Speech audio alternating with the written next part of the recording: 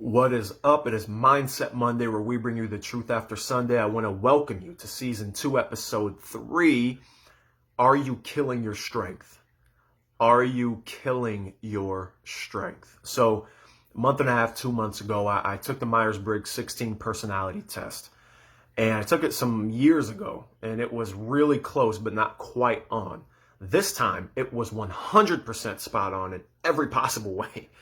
And the thing that really caught my attention with this test was the results with my strengths and my weaknesses. And so one of my weaknesses is when it comes to helping people, it's something I really, really want to do, right? But when it comes to helping people, I will answer yes out of my heart way before that yes has anything to do with coming out of my head. And so I want you to think about this way. Heart is passion, and then head is process. Or I'm going to say that again. Heart is passion, head is process. So I would answer yes out of passion to help, but then I wouldn't answer out of process to work out the logistics of actually helping you. And so what would happen is you may have 10 people that say, John, I need your help today. And I'm like, yes, times 10 to different people. And it all has to be done today. And out of passion, I'm like, let's go. But then logistically, out of head, out of process, when it's crunch time, I'm stressing, I'm getting myself burnt out, I'm overstretching myself, and then people, I'm letting people down, and then, they feel like, man, I can't trust him. It seemed like you really wanted to, or what was the disconnect between him wanting to do it and actually doing it? And it's like, it's not that I don't want to, but I didn't use my head, right? And so what I learned from the results of the test was that one of my strengths is actually my heart.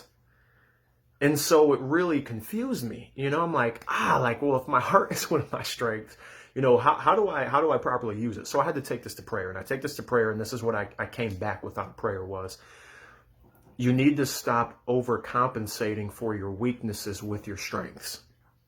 Stop using your strengths to simply overcompensate for your weaknesses. And so now I'm looking at that principle and starting to use that in every part of my life of like, okay, John, I'm right arm dominant. All right, my left arm is my weak arm. And so what will happen is that as I have to, I like to work out. So when I go to the gym, I need to make sure that I don't forsake the work that my left arm has to put in, my arm that's less dominant than my right. And so when I go to do that, I have to make sure, like, okay, John, well, just because your right arm's stronger doesn't mean that you should lift everything with your right arm. Right? Because now I'm just enabling further weakness for the future of my left arm. And so in terms of what I am strong in my personality, and then what I'm weak in my personality, I can't just use that dominant, strong trait to overcompensate for the one that does much, much less, right? Because then I just let it stay weak. And so what did that look like for me? Well, in part what that looks like for me is I have to learn to say no sometimes, right? If I'm going to answer out of my heart, it's yes always. If I'm going to have a balance of heart and head, of passion and process, then I'm going to end up answering no. And behind that no, sometimes when I have to say no, it might be, man, let me hook you up with somebody that's more available, or somebody that maybe is more familiar with this thing you're battling or that you have to get done, right? And then the person ends up being helped.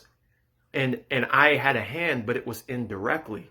And I didn't have to sacrifice my other responsibilities in order to do it. So what I'm here to challenge you with today from my story is to identify what your weaknesses are, then identify what your strengths are. And then I want you to identify what load you're trying to lift right now in your life. And then you need to start focusing on, okay, I will not overcompensate for my weaknesses with my strengths. And here's the statement I'm going to say that I think kind of sums it up well, is value your strengths by valuing the need for growth of your weaknesses. Let's say it again. Value your strengths by valuing the need for growth in your weaknesses. I promise you, if you do that, you are going to experience much more balance and not all disoriented and disjointed inside when you're trying to get something done. It's okay to have weaknesses, but balance the two out. Let there be a harmonizing of them, and then there's more of a harmony in you and everything that you're trying to get done. So let this be a mindset. This is Mindset Monday. Go kill it before Sunday, and I will see you next week.